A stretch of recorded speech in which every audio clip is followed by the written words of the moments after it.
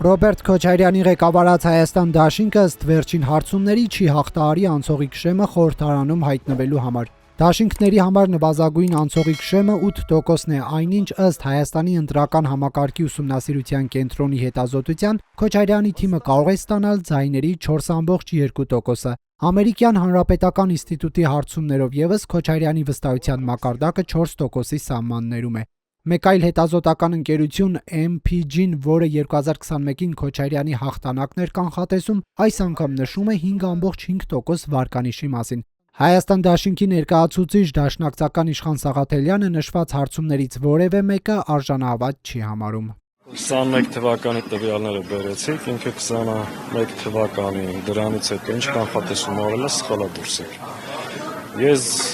ձեզ պաշտոնապես ասում եմ, որ վերջին ամիսների ընթացքում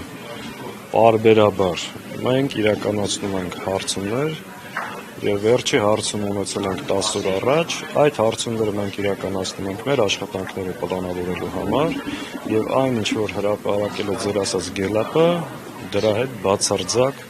կապ չունի։ Սաղաթելյանն ասում է, իրենց իրականացրած հարցումներով Հայաստան դաշինքը հաղթահարում է անցողիկ շեմը, թե ինչ ցուցանիշով Քոչարյանի թիմակիցը չի մանրամասնում։ Այս հարցումների ֆոնին ընտրություններին չմասնակցող Սերժ Սարգսյանի թիմից Քոչարյանին ևս հորդորում են չմասնակցել ընտրություններին ու չփոշիացնել ընդդիմության քվեները, աջակցելով Սամվել Կարապետյանին։ Ընդհանրապես Հայաստան դաշինքի պլաններում չկա ընտրություններին չմասնակցելու տարբերակ, այսինքն դա 100%-ով բացառում է, ճիշտ եմ հասկանում։ Իհարկե բացառվում է։ Ինչու պետք է չմասնակցենք։ Այսինքն մենք քիչ առաջ ձեզ մեր ամբողջ նախընտրական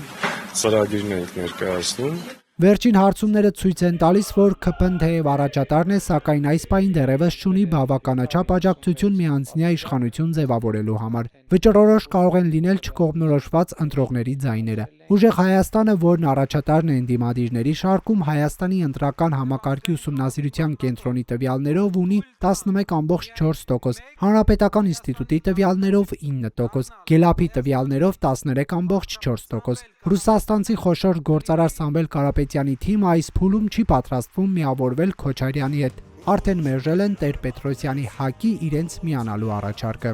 Մենք միավորվում ենք նոր ուժերի հետ, այն ուժերի հետ, որոնք նախկինում իշխանություն չեն եղել եւ չեն կրել պատասխանատվություն Հայաստանի Հանրապետության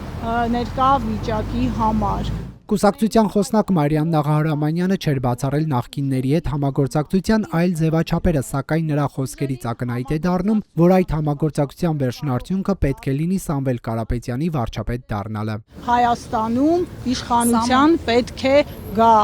նոր անձ եւ այդ անձը լինելու է Հայաստանի ապագա վարչապետ Սամվել Կարապետյանը։ Գագիկ Ծառուկյանի ստեղծած Նոյան տապան քաղաքական միավորումը ըստ Հայաստանի ընտրական համակարգի ուսումնասիրության կենտրոնի 3,3% քվե ունի։ Հանրապետական ինստիտուտը մարտին 4% էր կանխատեսել Ծառուկյանի համար, իսկ Գելապը շուրջ 8%։ Ծառուկյանին միացած Դեմոկրատական այլընտրանք կուսակցության նախագահ Սուրեն Սուրենյանցը կարծում է Ծառուկյանը, Քոչարյանը եւ Կարապետյանը կկարողանան Փաշինյանին իշխանությունից հեռացնել ընտրություններից հետո միավորվելով։ Ես տեսնել հնարավորություն, որ առնվազն 3 կոնսոլիդացիոն կենտրոն ընդդիմադիր բավականին պատկառելի ներկայություն կարող է ունենալ խորհրդարանում եւ իշխանապողությունը միանգամայն հնարավոր է այդ ճանապարհով մեկ միասնական ցուցակը ես համարում եմ ուտոպիա։ Ավելի վաղ Նիկոլ Փաշինյանն այս միավորմամբ իշխանափոխություն իրականացնելը համարել էր պատերազմի վերսկսման սպառնալիք։ Նշյալ ուժերն էլ իրենց հերթին վարչապետի այս դիրքորոշումն էին որակել շանտաժ քաղաքացիներին ուղղված։